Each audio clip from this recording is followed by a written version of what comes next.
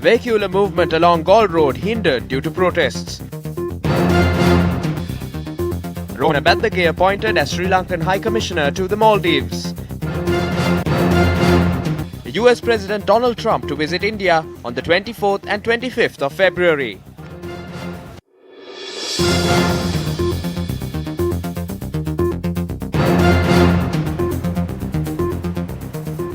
Hello there, welcome to Lunchtime News. You're joining me, Devi Paldano. Let's take a look at some local news now. The Development Committee meeting of the Puttalam district was held yesterday.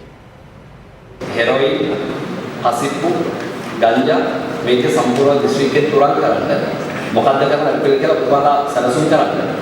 ඉතින් පස්සේ අපි බලමු. ඊළඟ ජනපදත් එක්ක සාකච්ඡා කරලා යම් කිසි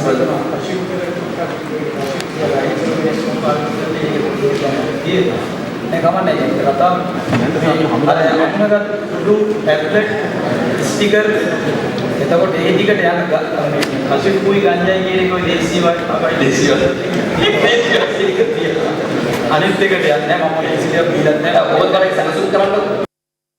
Prime Minister Mahinda Rajapaksa, who is engaging in a 4-day official visit in India, is scheduled to arrive in the island today.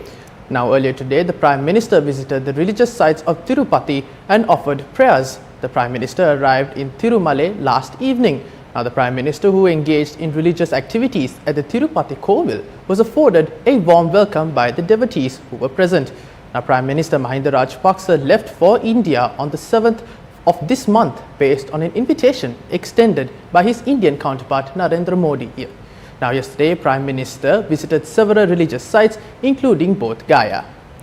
Now, moving on to more local news, the media spokesperson of the Sri Lanka Freedom Party, Weerakumara Dissanayake, inspected the city of Anuradhapura in line with the development program in the area.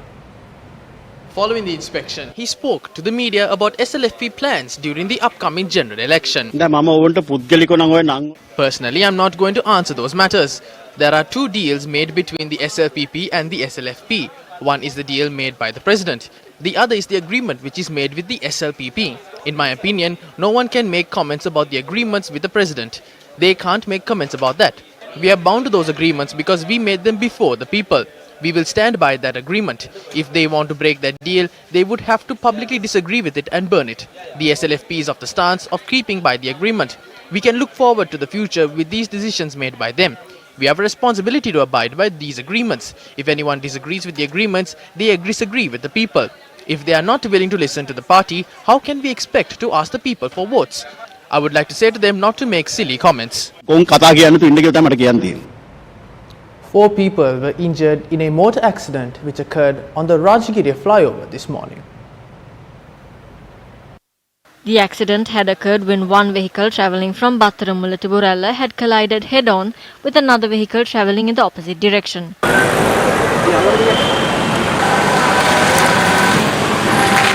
The injured were admitted to the Colombo National Hospital. Our correspondent said heavy traffic congestion was reported owing to the accident.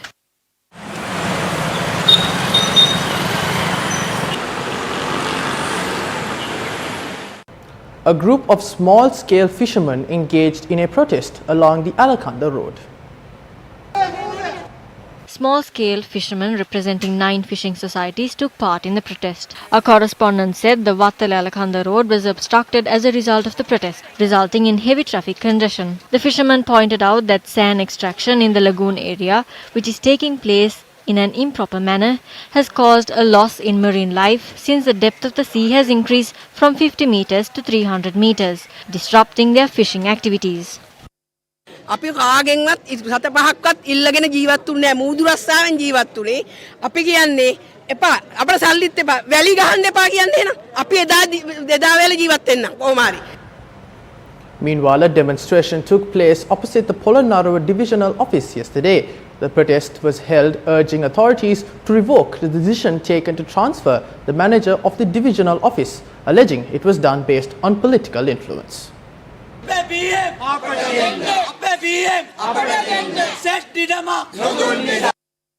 According to our correspondent, nearly 300 demonstrators took part in the protest. Aranagangwila police and officers of the riot squad had also arrived at the scene. The protest had lasted for nearly an hour. Area residents alleged that the transfer has been made as the manager had not compiled a request to provide a plot of land to construct a fuel station. Officers from 24 divisional officers are taking part in this demonstration. We are protesting against Mrs. Dissanayake, who was a skilled manager being illegally transferred. It is clear that this was done based on a political motive. It was them who transferred her to a different divisional office. There was no proven case of corruption or bribery against Mrs. Dissanayake.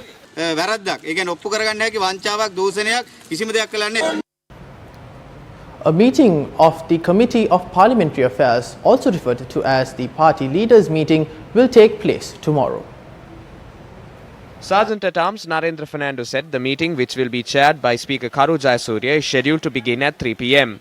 Reports suggest the party leaders are set to discuss the possibility of releasing the controversial voice recordings of parliamentarian Ranjan Ramanayake to the members of parliament. The party leaders, who convened last Friday, decided to edit the voice recordings to remove any explicit content and to hand them over to the parliament library. Discussions regarding the parliamentary agenda for the upcoming week will also be held at tomorrow's meeting. Parliament will reconvene at 1 p.m. on the 18th of February. Now in your headline making stories, popular artist Rohana Baddage has been appointed as the High Commissioner of Maldives. The appointment has been presented to the Parliamentary Committee on High Posts for further approval. Parliamentary Committee on High Posts is responsible for inspecting the suitability of government officers appointed. Now keeping up with more local news, employees of the Housing Development Authority staged a protest opposite the Presidential Secretariat today. Our reporter said vehicular movement along Gaul Road opposite the Presidential Secretariat was hampered as protesters moved on to the streets. Up next is international news.